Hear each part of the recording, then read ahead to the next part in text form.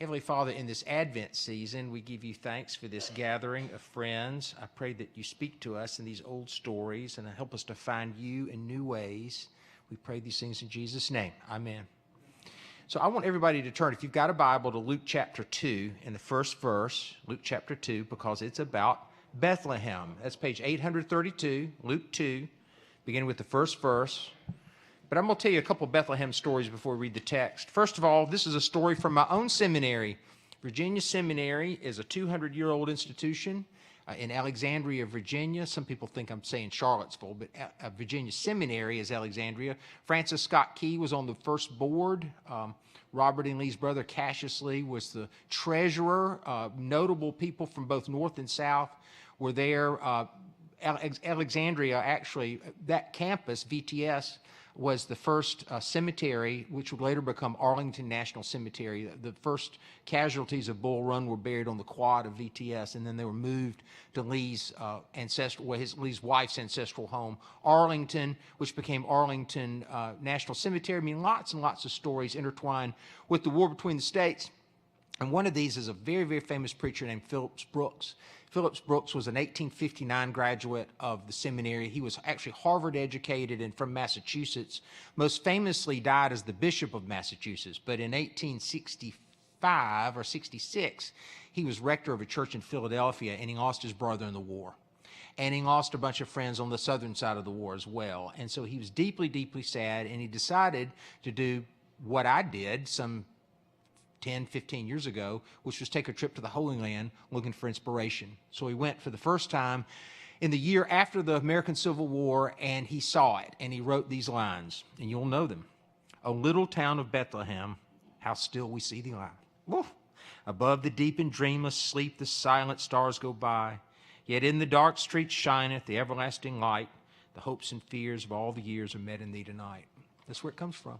Comes from the Civil War, and a priest whose heart was broken when he saw Bethlehem for the first time, and he wrote a poem for the children of his parish. Bethlehem exists large in our imaginations, and if you're a student of the Bible, it's not just the story of Christmas.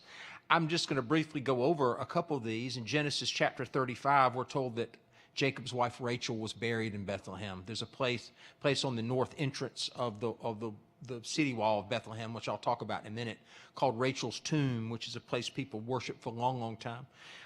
The book of Ruth is about Bethlehem. Ruth is a woman from Moab who decides to follow her mother-in-law back to her kindred people, and she's gleaning in the fields and finds love, and they marry, and Ruth and Boaz have children. She becomes the great-grandmother of King David.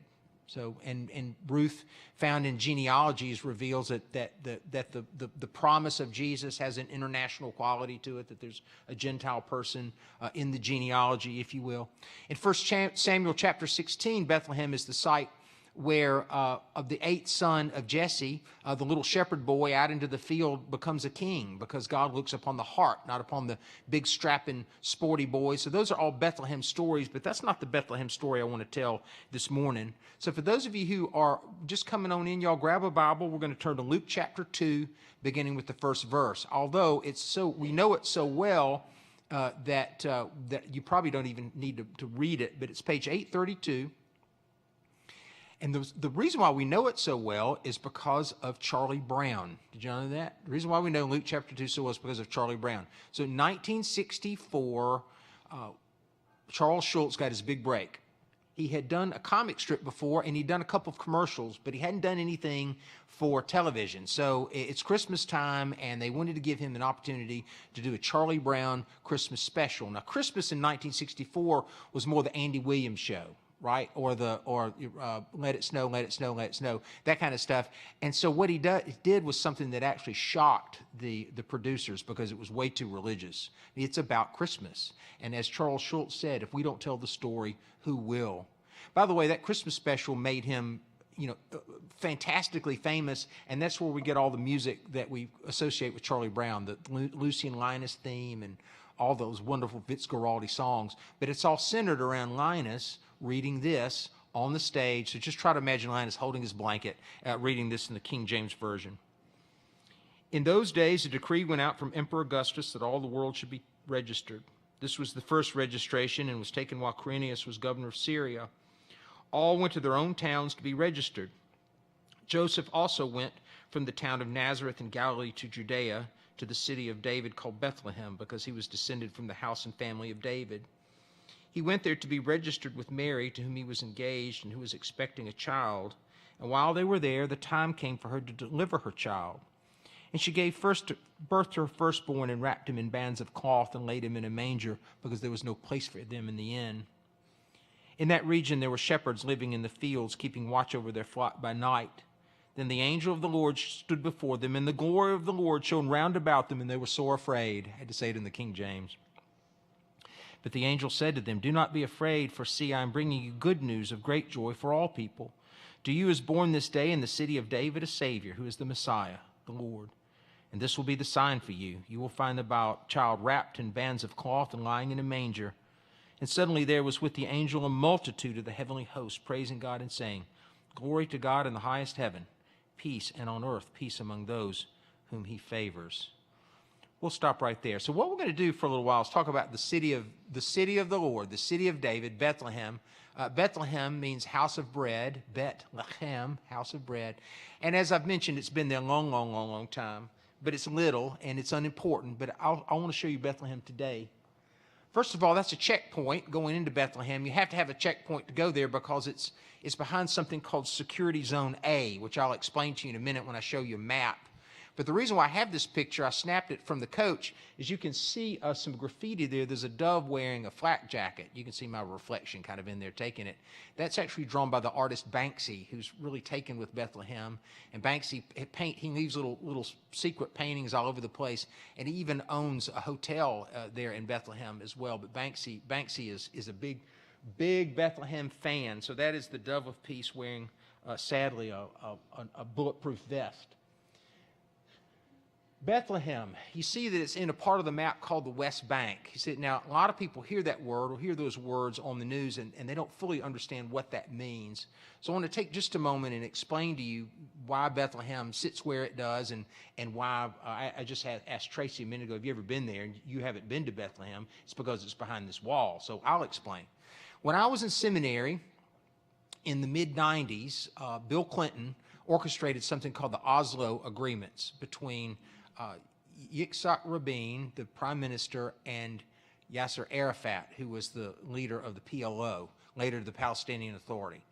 And what had been hoped at the time was an eventual step towards a two-state solution. That was the plan. What they drew up were something called security zones, which exists today. So Security Zone A, if you were to look at that map, although there are pockets of not security zone places because of the settlers that we read about, that sort of thing, and lands that have been annexed by Jerusalem. Imagine a Swiss cheese kind of map, if you will, been annexed by Israel, if you will, or Israeli people. But this is supposed to be an eventual step towards a Palestinian existence. So that's called the West Bank of the Jordan River. If I remember correctly, it was the Kingdom of Jordan that sort of came up with that name because it's the West Bank of the Jordan. And so around that hard line there is pretty much a security wall. So Security Zone A means that it's governed by the Palestinian Authority, and they have a sign out there that say that Security Zone A is forbidden entry to Israeli citizens. That's why your friends can't take you there. So when Don takes us on a tour of the Holy Land, and it's our day to go to Bethlehem, he has to get out of the bus. Our coach driver has a passport to do this. He has to get out of the bus, go to a gas station, get some coffee, and wait for us to pick up a Palestinian guide on the other side of the wall, on the other side of the checkpoint that I showed you. So Security Zone A is forbidden entrance to Israeli citizens, and it's run by Mahmoud Abbas and the Palestinian Authority. Now, Gaza was intended to be a Security Zone A, but shortly after the removal of all Israeli settlers, Hamas murdered the leadership of the Palestinian Authority so that they could control Gaza unheeded. And I know this is Christmas time, and I don't really want to dwell on this too much, but Hamas has made it clear that they will murder anyone who cooperates with Israelis. And so the Palestinian Authority, simply by virtue of their working with the government, were all done away with so that they have sole control of Gaza. That's the whole problem with Gaza today. It's lawless in that way. The PA is not much better. It's also a very corrupt government, very ineffectual. There's another security zone. It's called B. Some of you have been to the Holy Land with me. If we were traveling down the Jordan River there, you see the Jordan kind of goes down that eastern side of the West Bank. There's a strip down there that's administered by the PA, but the civil services are conducted by the Israelis. And so Israeli military has a presence in Security Zone B. Security Zone C is Israel proper. That's just go anywhere you want to.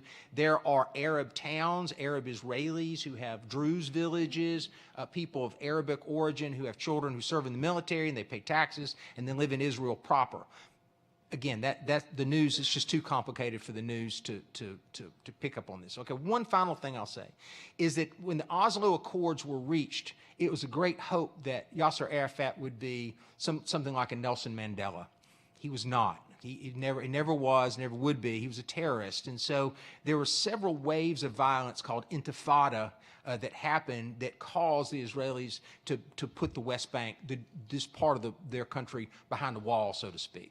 So Bethlehem is behind a wall because in the 2000s, the early 2000s, people were blowing up food courts and getting on public buses, and suicide bombers were causing so much terror that they just fixed it. They just fixed it. I like to say that the answer to the horror of the Middle East is Israeli security and Arab honor. If you could somehow find both of those, then suddenly you've got a path to peace. You hear what I said? Israeli security, Arab honor. But in the meantime, Bethlehem is behind the wall.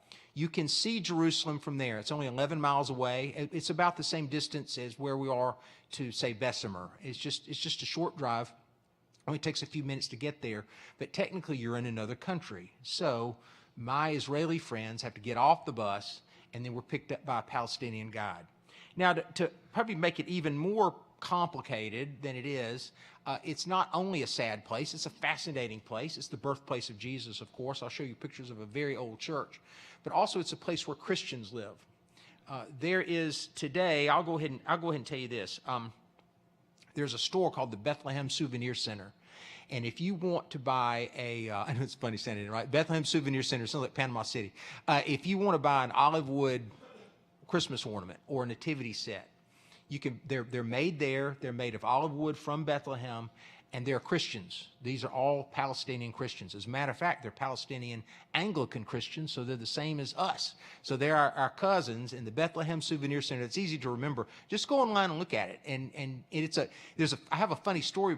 One day when the world is right and I can take groups again, I will tell groups, some of you remember me giving this speech, don't buy any souvenirs until we get to the Bethlehem Souvenir Center so we can trade with these families who are Anglican Christians, and they're our team, right? And they're really, really nice. What happens when you land in Israel, there are immediately souvenirs everywhere. Don't buy. Oh, what about this? What about this ornament? Don't buy it. And I make everybody wait. And Bethlehem's towards the end of the trip, and so what you have is a coach full of souvenir-starved American shoppers. And then so right with money to burn. And so the coach rolls up, and I remember one St. Luker bought a life-size olive wood nativity set. I mean, like they were hauling Joseph out the door, right? I mean, God knows what it cost. And so because I'm the guy that brought the shoppers in, they treat me like the Sultan of Bahrain. I could have anything I want to drink. I could sit on an oriental carpet, and they give me things. And it's just great. And I just watch my people shop. Shop, people, shop, you know. And oh my gosh, they're so fired up. I always love that. I always love that story. But they are really, really sweet. And they will tell me tearfully, you know, thank you so much for coming in. The COVID was devastating to them, and just when things were coming back, then suddenly October the 7th happened. It's hard to be a Christian in Bethlehem because the government is Arab Muslim, and so they're hostile to Christians just as they're hostile to Israelis, and so the Palestinian Christians had to keep a very, very, very low profile. My guide friend is named Sanaa, and she's lovely. I'm going to tell you some stories from Sanaa in a minute. She is a delightful person. She's a beautiful girl, and she said that She could leave. She has a dual citizenship. She could leave. She could have left a long time ago, but her father asked her not to. He said, in the land of Jesus, or in the birthplace of Christ, there need to be Christians living here. Please don't leave. And so there's a remnant. If I'm remembering correctly, they're about 10% of the population of Bethlehem, but they are there, and they are valiant, and they are living. You can imagine how muted Christmas has to be. It was last year, and it will be this year with all that's going on in Gaza. They just can't be too differentiated from their neighbors. They're not even allowed to, really, and they must take the Palestinian side. Although they're just stuck. They're stuck between two harsh realities, and they just want to survive it. So Bethlehem has a sadness about it, if you will, even as it has an importance about it. I'll tell you one more Bethlehem story, and then maybe we can talk about the good news of Christmas. But I do want you to know the reality of the world that we live in. My very first trip to Bethlehem, Jonathan Miller arranged for me to meet the pastor of the First Baptist Church in Bethlehem. It sounds like Bethlehem Souvenir Center, First Baptist Church, Bethlehem. And everywhere you go, there's a First Baptist Church. And it's a Palestinian pastor, Palestinian church. And he wanted me to meet him, and he's a lovely guy, and he told me that his life was in danger. His brother had been assassinated. He's had a bomb under his car. He's had a bomb in his church, all because he began to preach from the Old Testament. Now, why in the world would that cause his neighbors to put a bomb under his church and to kill his brother? Because the Old Testament has Jews in it. Got it? And it's the promised land to the Hebrew people, and it has the temple, and it has so it has a story that they don't want told. Now, again, I'm not denigrating any people. What I am denigrating bullies and terror, if you will, and unfettered power, unfettered terrorism. And so part of the problem towards a two-state solution is there are plenty of people on all sides of the political divides over there, both Israeli and Palestinian, who have an interest in that not happening. And in the middle, you've just got people every day who just want to get along and raise their children and be friends. And that's unfortunately the majority that are handcuffed, even while we wait for the hostages to be returned and for an end of this horror, so that Christian pilgrims can start going back and to see where our story began too. So just keep Bethlehem in your prayers this Christmas, because they're not in a great place. And I do pray you can buy online from the Bethlehem Souvenir Center, and I'm not even joking. Just go in there and see if there's something that you want and help them out, because they need it, and they're Christian. So let me see what pictures I've got in here really quickly before we go. So this is the inside of the Church of the Nativity. Now, it's important to see because it's one of the oldest continual churches in use in Christendom. That church actually was rebuilt after being destroyed around the 4th century by an emperor, a Byzantine emperor named Justinian. So it dates to around the 6th century. So it's rebuilt in the 500s, originally built by Constantine's mother in the 300s. So you're looking at something very, very old. And then the current iteration of the Nativity, most of it is Crusader era as well. So again, just very, very, very, very old. This is over a cave or a grotto where traditionally Jesus was born. Now, I will say a couple things about that. There's no way to know archaeologically if that's really the place or not. I will tell you this: when I take you one day, that's a 3-hour line. We ain't going in there. Not for a traditional site. I'm not doing it. I mean, if Jesus really touched it, I'll wait.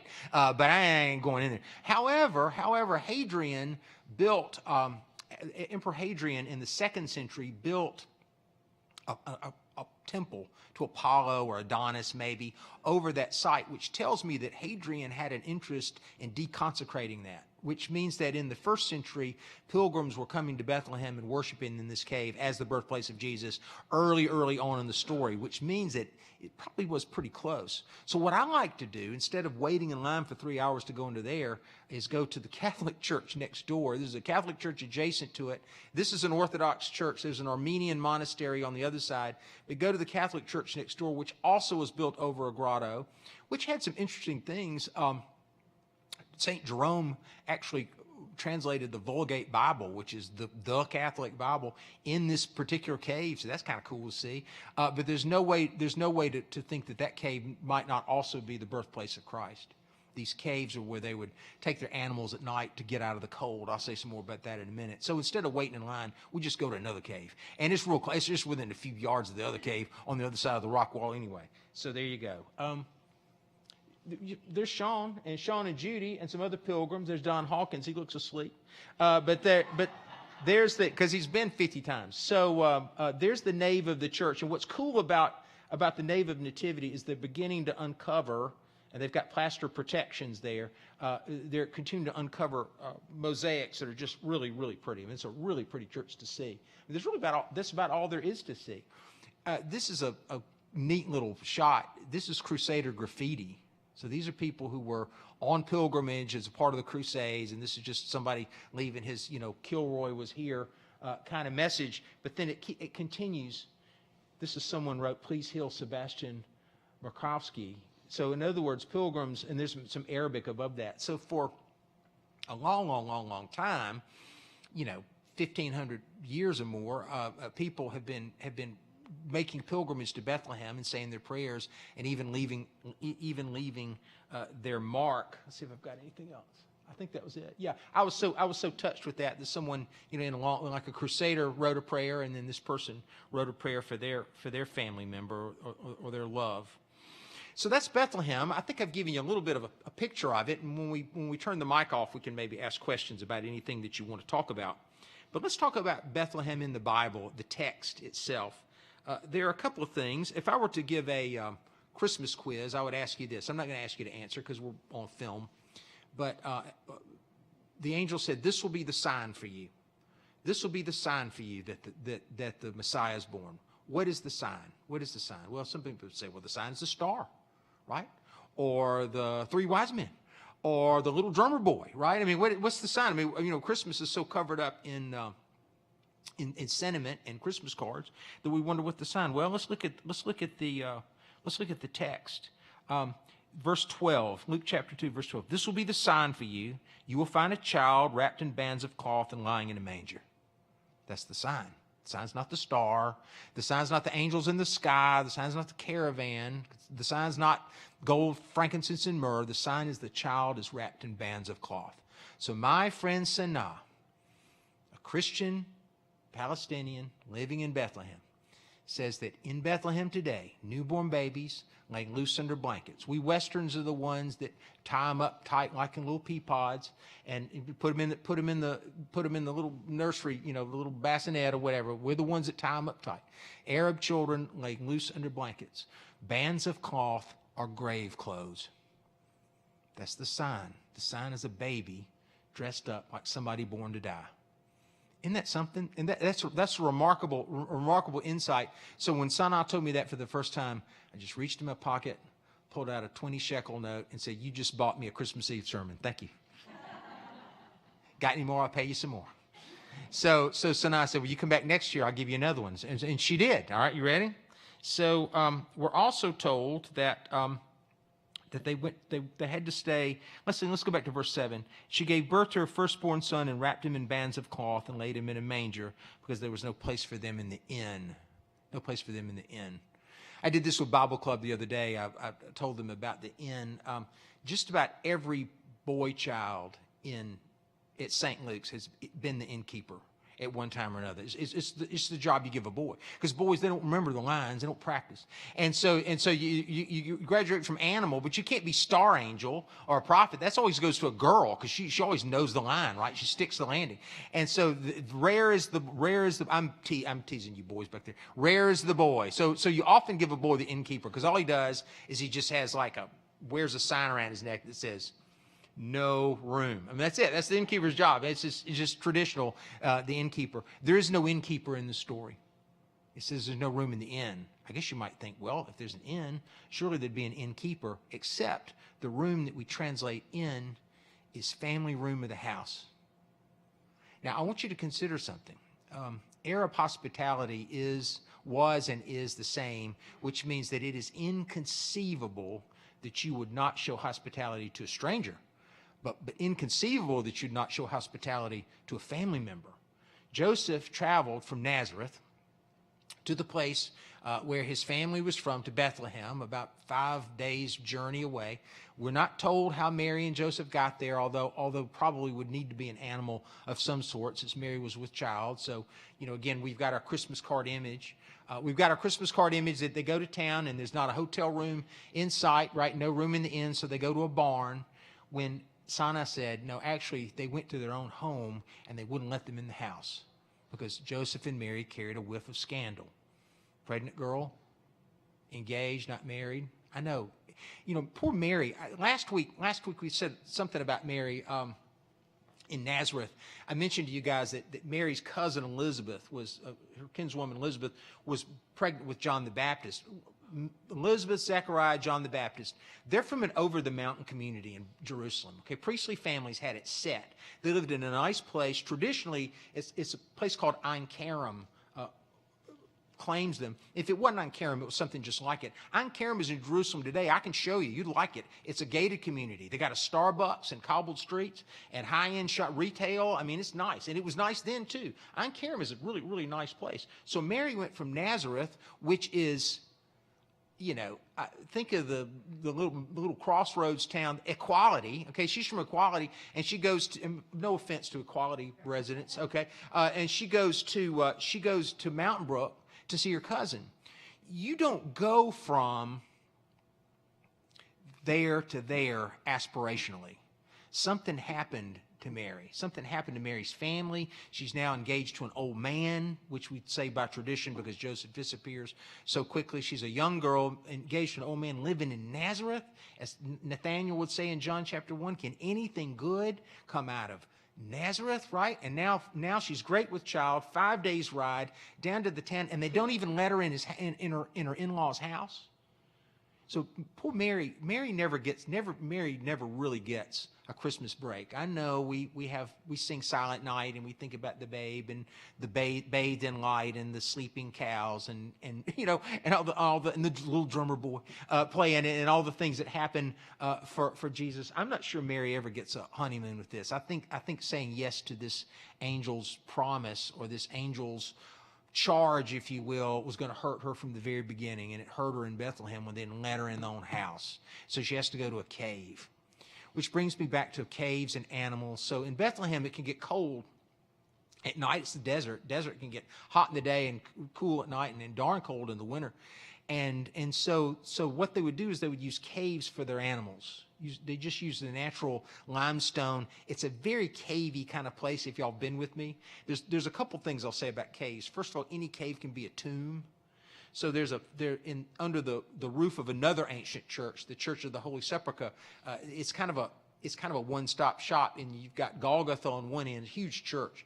Golgotha on one end, which we know is the quarry outside the city wall where they would crucify people, kill people to crossroads. And then you had a cave also within the walls of the church, which would be a new tomb that had never been used by Joseph of Arimathea. The way they would bury you in those days, they put you in the tomb and then let the body's natural processes happen, go back a year later and put your bones in a box. That's how it worked. That's why the women were returning with spices, because Jesus was laying on a shelf. They didn't put you in the ground. So this is a world with hard rock and lots of caves, and any cave can be a tomb. And what I like to do, the same thing that I do with nativity, is the line for the empty tomb is long, and we don't have any time to wait in line for that. But I know of a little side chapel owned by the Assyrian Coptic something church. They hadn't had two nickels rubbed together in a long, long time, and it's a broke down little chapel with a broke down altar and a leaky roof, but in the corner there's a cave. And any cave can be a tomb. And wouldn't that be just like the humor of God, that the empty tomb would be overlooked by the crowds that wait and wait and wait and wait, just like the cave where he would have been born. Okay, animals go in caves at night, and what the shepherds would do is the shepherds would sleep outside the caves as sort of a living gate. Think about the things that Jesus would say, right? I am the gate, if you will.